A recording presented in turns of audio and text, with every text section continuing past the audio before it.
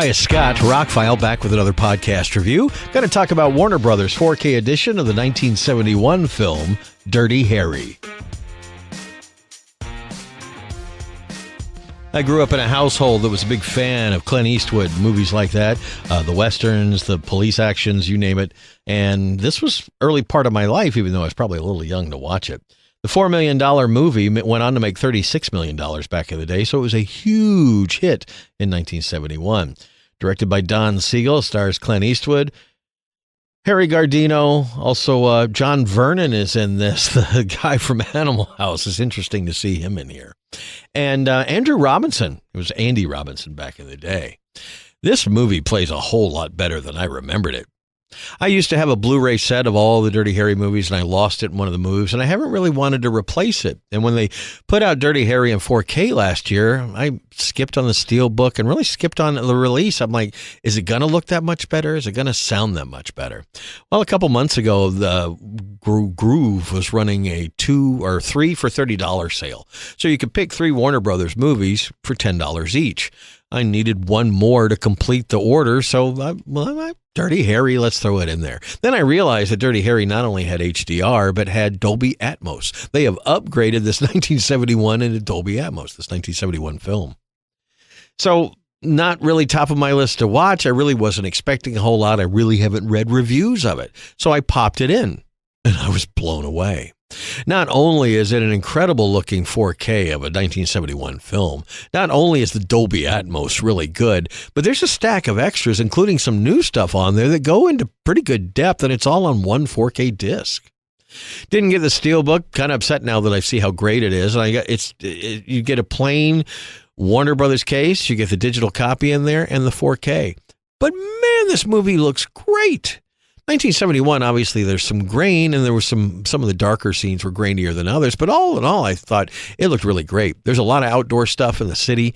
Clint Eastwood doing what Clint Eastwood does, a lot of running around. The bad guy's doing a lot of running, Andrew Robinson. I think it all looks really good. Like, I never expected it to look this good. And the Dolby Atmos, the atmospherics of being out on the New York City streets and hearing the sound all around you, I don't know how they did it. I guess they had multiple stereo. Maybe they've taken the mono and broken it apart. I don't know the original soundtrack, what it was, but I got to tell you, a $4 million movie from 1971 shouldn't sound this good on a modern 4K. Sounded great, looks great, and the movie plays really well. We got into Dirty Harry caricatures later, but this one they were actually trying to make a movie. It was based on a story that 2 screenwriters wrote, and they wrote the screenplay. And this is when Clint Eastwood was he was forming his own movie company and starting to take more control over his career, because he started on an old Western TV show, Rawhide. If you know about that, he was on that for about 7 years, and a lot of small movie roles before that, before he eventually did his own production company, and his career kind of took off after doing some of those Italian Westerns. So this was the beginning of his 70s career, and it was edgy at the time. It was very edgy at the time. Matter of fact, if you watch some of the stuff in it now, it's definitely a rated R film. But it holds up better than some of the other Dirty Harry movies, because this is the first one, and they were setting up the character, and he's not a caricature yet. He's trying to work against the system, who wants to let some of these people go, and he's a little too tough for modern times, which is interesting to watch in 1971, because what he does really wouldn't go over very well today.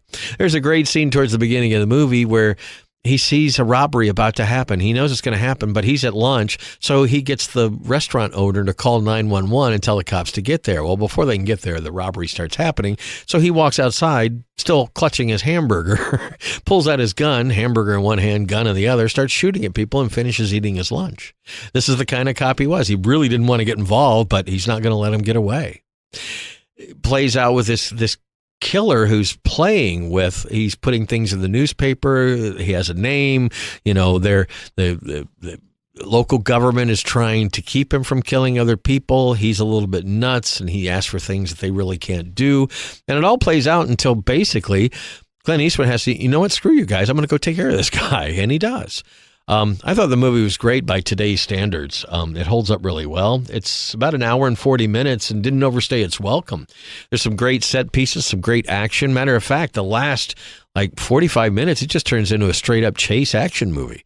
After setting up the scenes and almost catching the bad guy and then him getting away and them having to make a deal with him to deliver money, and they want Clint Eastwood to do it. And he's like, you're going to get somebody else or you're going to let me do it my way.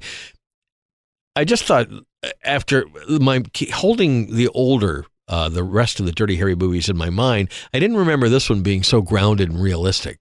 And it is. So I'm actually kind of anxious to see if Warner Brothers will remaster all the other movies in 4K. But as a movie by itself, a movie you can get for about $10 on 4K, it looks and sounds fantastic. Dolby Vision, Dolby Atmos, or maybe it was HDR10, but it did have HDR, did have Dolby Vision, and there are a lot of really good extras on there. I learned a lot of stuff about Clint Eastwood, and I'm a fan, so that's kind of a good thing as well. So if you're so inclined, pick it up when you can find it on sale. Dirty Harry looks and sounds great in 4K. Kudos to Warner Brothers for keeping this movie, and we didn't have to get a boutique label with a highly expensive version of it. Looks great. Warner Brothers has been knocking them out of the park for the most part anyway, so if you're thinking about getting Dirty Harry in 4K, it's a really high recommendation for me. Scott, I'm ROCKFILE with more podcasts on the way. Please like, share, and subscribe, and have a spectacular day.